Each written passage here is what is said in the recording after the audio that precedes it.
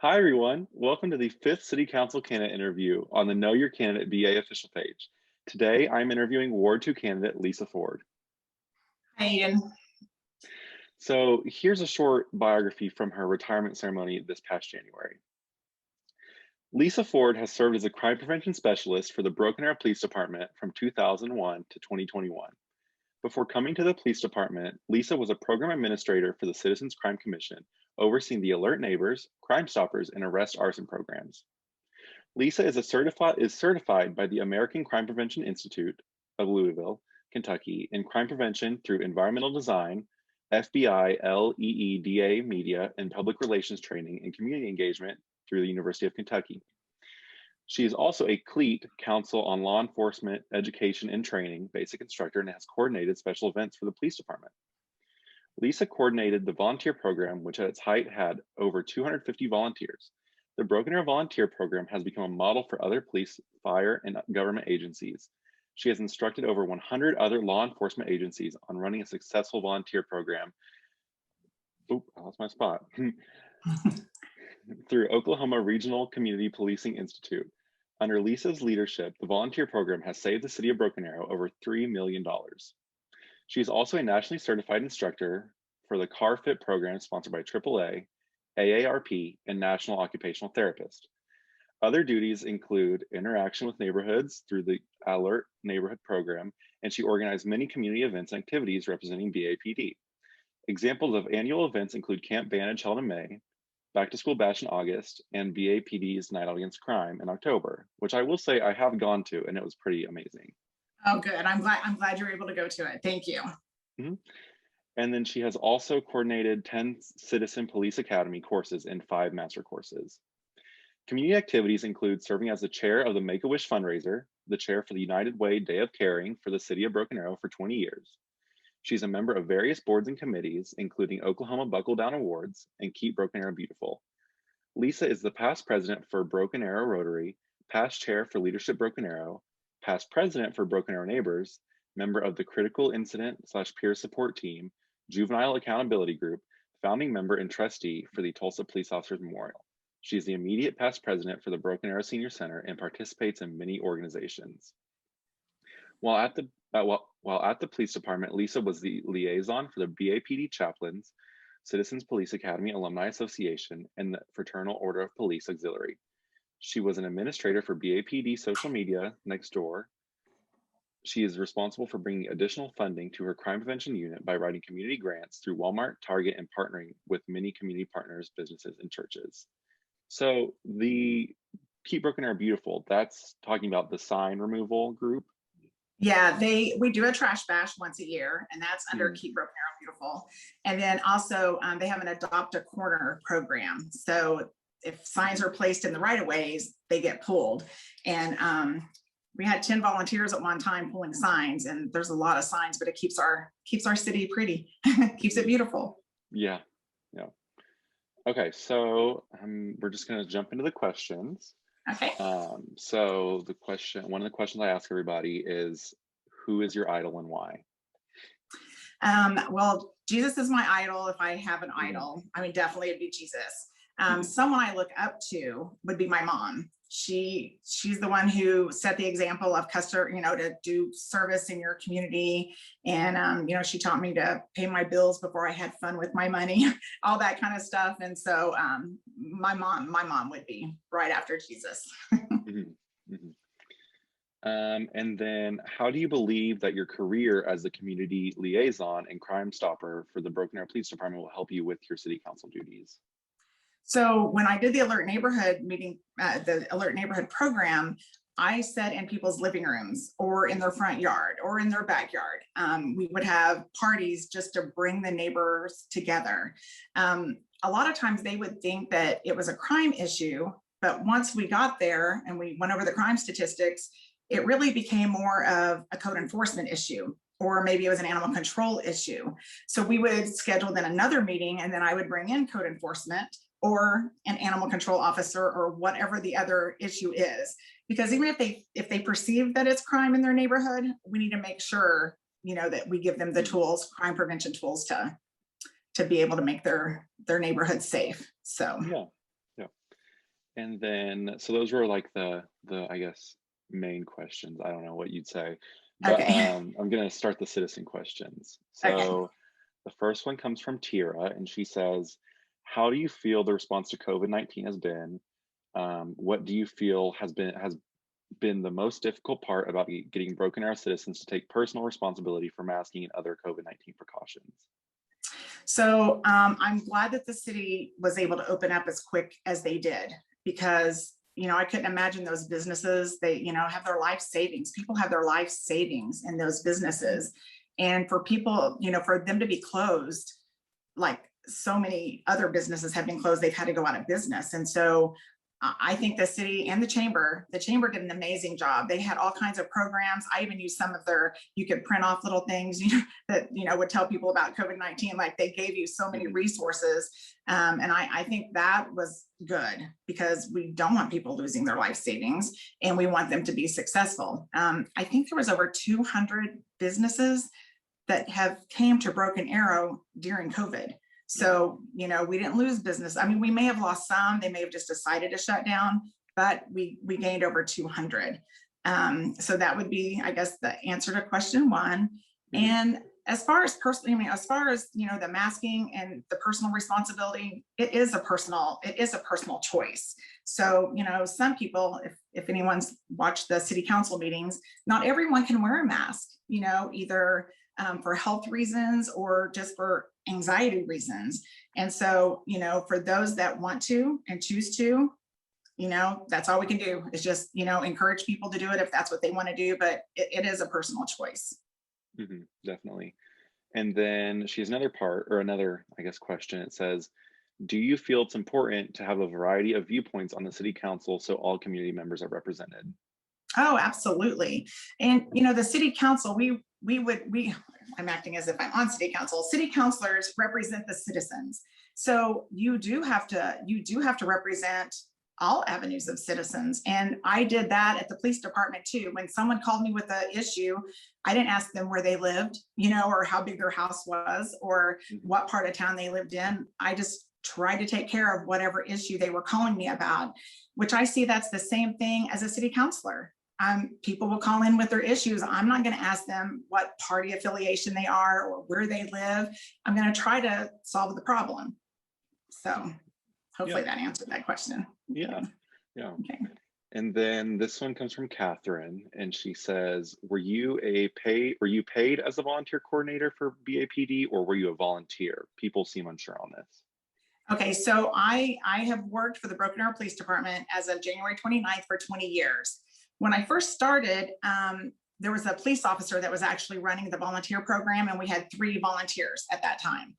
So I went to my major at that time and said, hey, with these community events that I do and all the crime prevention things that I do, I really need volunteers to help me. So I had to talk him into it, but I was able to get the volunteer program underneath, my area, because that's where we utilized them the most. And I started building up the volunteer program because our detectives were actually shredding their own paper.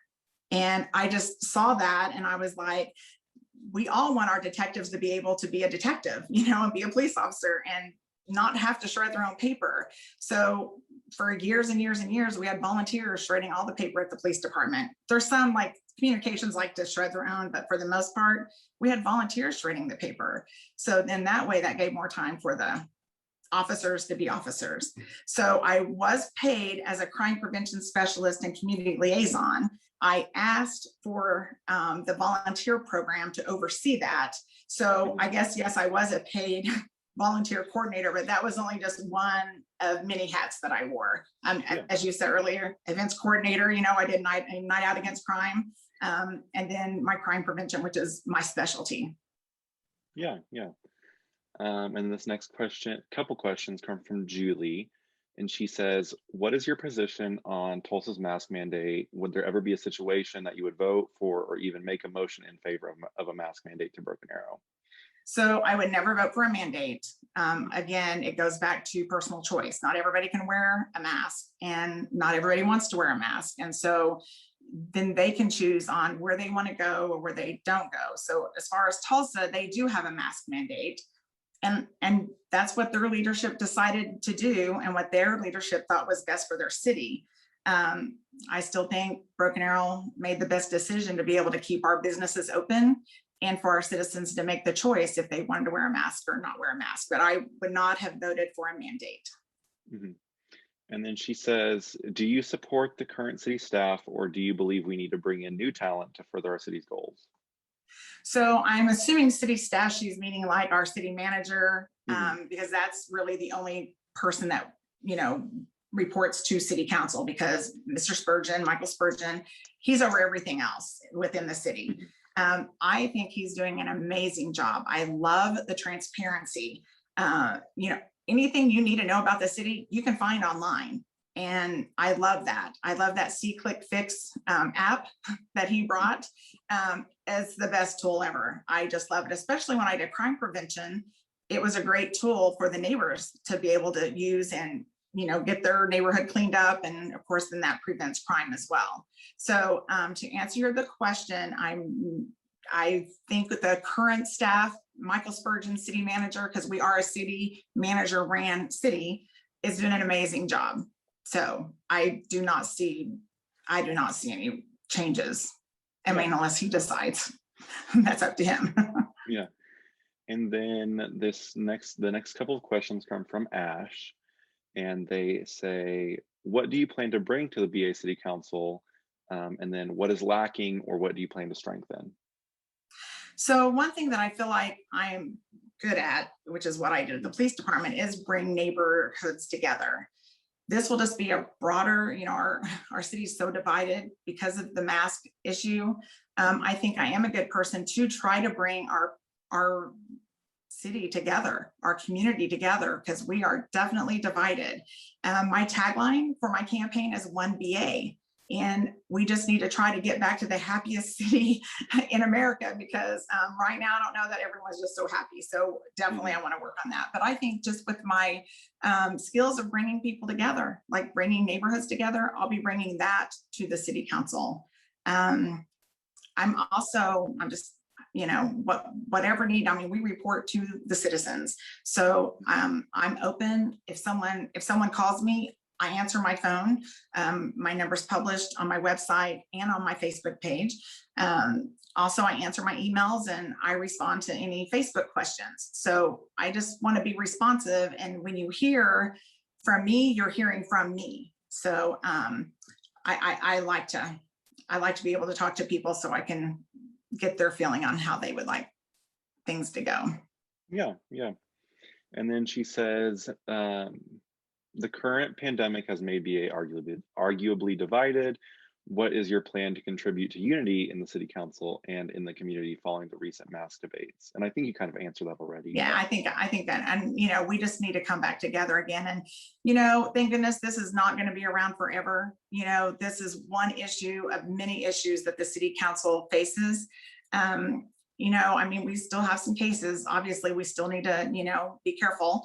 But I just think me being able to pull the neighborhoods together and listen to people and see what they want and just try to bring our neighborhoods and our community together.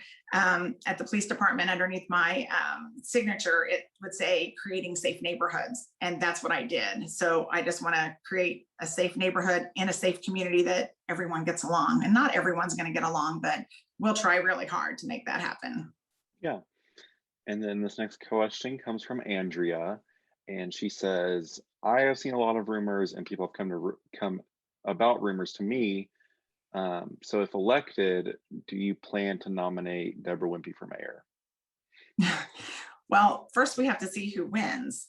Mhm. So, I mean, I don't know who's going to win. So I hate to say what I'll do, because Yeah. I'll just have to wait to see who's on the city council at that time, because the city Mhm. council is the one who nominates the mayor and the vice mayor. And with all of that, it still has to be at least 3 people voting for that same person. So, I'm just trying to get through this election, and then maybe they can ask me after April 6th. I'm just working hard to get elected at this point. So Yeah, yeah. Okay, the next question comes from Diana, and she says, what do you specifically plan to do for Ward 2? Okay, so what some people may know, may not know, Ward 2, is a lot of Union School District. So Union School District, Mr. Spurgeon spoke at our Rotary meeting today, and he said, which I knew this was pretty close, he said 35 to 40% of Union students live in Broken Arrow. So I kind of feel like we haven't really had the representation. That's why I ran for Union School Board actually 4 years ago, is I felt like Union needed to have a better relationship with the city. And I thought maybe, running for the school board, that relationship would help. And it did help some, but I just really feel like we need someone that's connected to Union schools to be able to work with Union schools. And that would be what I would bring to that area for sure. And we've got there's a lot of construction going on, which is really good because that means, we're growing and things are going well.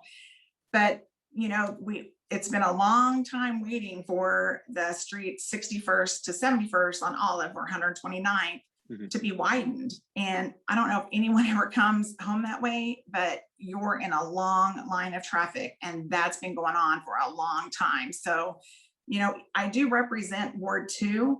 And so I would say just kind of working on that traffic flow, and then getting a better relationship with Union, which I feel confident that that's happening because, I've already got that good relationship with Union. That those are two things I specifically see for Ward 2.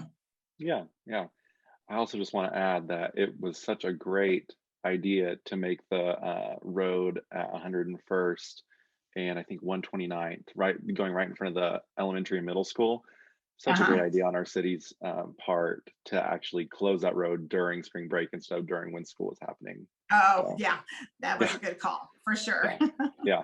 Well, they're pretty smart that way. We've got some really great city employees and directors, and it's good that they think ahead, like what would happen. That's how I am in crime prevention, always like what could happen. And then I try to make it not happen, especially if it's bad. I try to fix the problem before it gets to be a problem. So yeah, our city workers do amazing, and we've got some really good department heads. Yeah. And the next question comes from Haley, and she says, if you received $1 million grant to use for the city any way you wanted, what would you do with it and why? Okay, so I'm on the senior center board. I'm actually the immediate past president. You said that in my introduction. So the city passed a bond issue we were calling it the annex, but we really don't like to call it the annex. We like to call it, the addition to the senior center. But right now we're doing a capital campaign to fill up, that annex with furniture and tables and different things like that in the new building. But then in the old building or the current building, we're going to keep that as well. And I would spend money to bring that up to what would help benefit the senior citizens, because we have a big population of senior citizens and they are active. That senior center is an active place. I mean, when we were open, and it looks like we're going to start opening slowly again April 13th. So that's great news. And so that's a great place for our seniors to go, especially, we have a lot of married couples that go, but there's a lot of widows and just single people. So they meet their friends. And so I'm really excited to get that open back up. So I would spend my money probably helping out with that, and it would probably cover it for the most part. If there was anything left over, I would like to have some money to help some of the neighborhoods that don't have HOAs to kind of help with beautification. Like my HOA, our dues pays for the outer fence around our neighborhood, but some HOA, some neighborhoods, they don't have that. So it's kind of, one neighbor will have one kind of fence, the next door will have another kind of fix. And it just, I think it'll look better if we could be all uniform. Yeah. And then this last question is my favorite, as I've said in my past interviews. It's from Brandy. I just think it's such a good question. So first part is, what are your top 3 things you love about Broken Arrow? Well, definitely the people. And I've worked with a lot of them, obviously, with the volunteer program. I mean, the people that you meet in Broken Arrow just want to make their community better, and no matter what side of the fence you're on, the end result is you still want to make your community better. So definitely the people. The volunteer program was successful. I think we could even expand that in other city departments. You know, we just have people in this city that likes to give back. So number one would be the people. Number two would be definitely our public safety, because we have an amazing fire department. We have a ISO rating of 1, which is the best you can get. And we have a great police department. And you know, the community supports the police department, and we're really lucky to have the community support us. Like, I still say us because I feel like I've been there for 20 years, so I still feel like I'm still there. And then let's see, the last thing would be, so our parks department. Oh my goodness, we have the best parks, and you know, that's a quality of life issue. And so, you know, with the public safety and the parks, you know, and working on the roads, my favorite thing would probably be, my third favorite would be the parks, our city parks. Yeah. And then how long have you lived in Broken Arrow? I've lived in Broken Arrow for 20 years. 20 years, okay. Yes. What is a quality about your opponent that you admire? I definitely appreciate his service. He's a veteran, and I appreciate his service to being a veteran for our country. And you know, 20 years on the city council, that's a long time, and it's a lot of meetings. You know, so I know that takes a lot of his time. So I would just, I admire him as a veteran and as volunteering for our city for 20 years. Yeah. And then what quality or qualities about yourself do you think could help you best represent Broken Arrow? Well, I do like to listen to people because I like to see what their direction is. So I think that's probably a good quality. I do talk a lot too, though, but I do listen. And I've got a lot of networking. I've got a lot of connections when I was with the police department. So, you know, typically if there was a need, I could either find a business to maybe support us if we didn't have it in the budget, or write a grant. You know, I just think I can bring those kinds of partnerships to the city council. And I already know a lot of the people in the HOAs because I've worked with them for 20 years. So hopefully they'll feel more comfortable on approaching, you know, a city councilor, because they'll feel like they know me, which was also a good part of the police department. I was non-sworn. And so people just felt more comfortable coming and talking to me about a problem instead of maybe an officer in uniform. You know, they may have been a little intimidated. So I think people just, they're being familiar with me and knowing me. I think that'll help being on city council. Yeah. And before I start the outro, I just wanting to say we do have the candidate forum coming up, put on by the Broken Arrow Chamber. It is this Wednesday at the Central on Main Ballroom starting at 6 p.m. I believe you do need to pre-register. I'm pretty sure. Yes. Yes. Jason, actually, he's from the chamber, and he spoke about that at our Rotary meeting today. So I think they're capping it off at 130 people in person, but they are going to live stream it on the chamber's Facebook page. So if people don't feel comfortable, you know, getting around big crowds, or want to stay in their jammies and watch it, you know, they can watch it live stream, and then I'm sure they can go back and look at it later. But yeah, he said they're going to cap it off at 130, and they do need to pre-register. There's not a charge for it though. But yeah, they can just pre-register. And then if they have any questions about it, they can always go on the Broken Arrow Chamber Facebook page. So with that, I wanted to say thank you everyone for watching, and special thank you to Lisa Ford, Ward 2 candidate, for joining me today on the Know Your Candidate BA.